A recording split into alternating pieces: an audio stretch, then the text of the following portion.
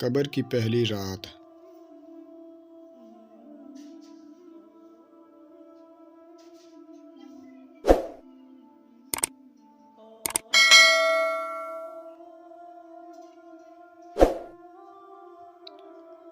قبر کی پہلی رات کا منظر کیسا ہوگا؟ یہ ایک ایسا سوال ہے جس کی تلاش میں ہر دوسرا شخص نظر آتا ہے۔ آج ہم اس سوال کا جواب آپ کے لیے اسلامی نقطہ نظر سے لے کر حاضر ہوئے ہیں۔ اس کے علاوہ آپ کو یہ بھی بتائیں گے کہ آخر قبر انسان کو کیسے پکارتی ہے، کیا یہ پکار انسان کو سنائی دیتی ہے؟ قبر کی پکار۔ حضرت ابو سعید خدری رضی اللہ تعالیٰ عنہ سے روایت ہے کہ سرور کائنات صلی اللہ علیہ وآلہ وسلم نے فرمایا، لوگوں کو لذتوں کو ختم کرنے والی موت کو کثرت سے یاد کیا کرو۔ قبر ہر دن اپنے مردوں سے خطاب کرتے ہوئے اعلان کرتی ہے، میں غربت اور تنہائی کا گھر ہوں، مٹی اور کیڑوں کا گھر ہوں۔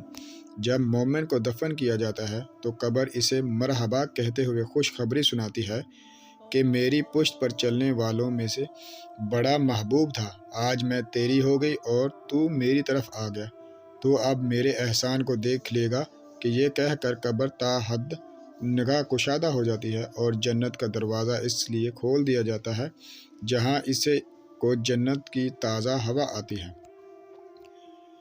حضرت ابو ہریرہ رضی اللہ تعالیٰ عنہ بیان فرماتے ہیں کہ رسول اللہ صلی اللہ علیہ وسلم ایک جنازے میں شریک ہوئے، پھر فرمایا میں بھی آپ صلی اللہ علیہ وآلہ وسلم کے ہمراہ تھا۔ آپ صلی اللہ علیہ وآلہ وسلم ایک قبر کے پاس بیٹھ گئے اور فرمایا، یہ قبر ہر دن با آواز بلند کہتی ہے، اے آدم کی اولاد، تو کیوں مجھے بھول گیا؟ کیا تجھے یہ معلوم نہیں کہ میں تنہائی کا گھر ہوں، غربت کا گھر ہوں، وحشت کا گھر ہوں، کیڑوں مکوڑوں کا گھر ہوں، میں بہت تنگ گھر ہوں، مگر اللہ جس کے لیے کشادگی کا حکم فرمائے گا اس کے لیے کشادہ ہو جاؤں گی۔ اس کے بعد آپ صلی اللہ علیہ وسلم نے فرمایا، اے قبر، تو یا جنت کا چمن ہے یا پھر آگ کا ایک تندور۔ حضرت ابو حجاج رضی اللہ تعالیٰ عنہ سے روایت ہے کہ رحمت اللہ علیہ صلی اللہ علیہ وسلم نے فرمایا، مردہ جب قبر میں رکھا جاتا ہے تو قبر اس کو کہتی ہے، اے ابن آدم کی تو ہلاک ہو، تجھے کس چیز نے مجھ سے دھوکے میں رکھا؟ کیا تجھے معلوم نہ تھا کہ میں فتنے کا، تاریکی اور کیڑوں مکوڑوں کا گھر ہوں؟ تجھے کس چیز نے مجھ سے بہکا کر نڈر کر دیا اور تو میری پشت پر خوب اکڑ کر چلتا تھا؟ اگر وہ مردہ نیک ہوتا ہے تو اس کی طرف سے قبر کو جواب دینے والے جواب دیتے ہیں، اے قبر، تو دیکھ تو صحیح اس کے اعمال کیسے ہیں، یہ اچھائی اختیار کرتا ہے اور برائی سے باز رہتا تھا۔ یہ سن کر قبر کہتی ہے، بے شک یہ نیک تھا، اب میں اس کے لیے سرسبز ہو جاتی ہوں۔ مردے کا جسم اس وقت منور ہو جاتا ہے اور اس کی روح اللہ تعالیٰ کی طرف بھیج دی جاتی ہے۔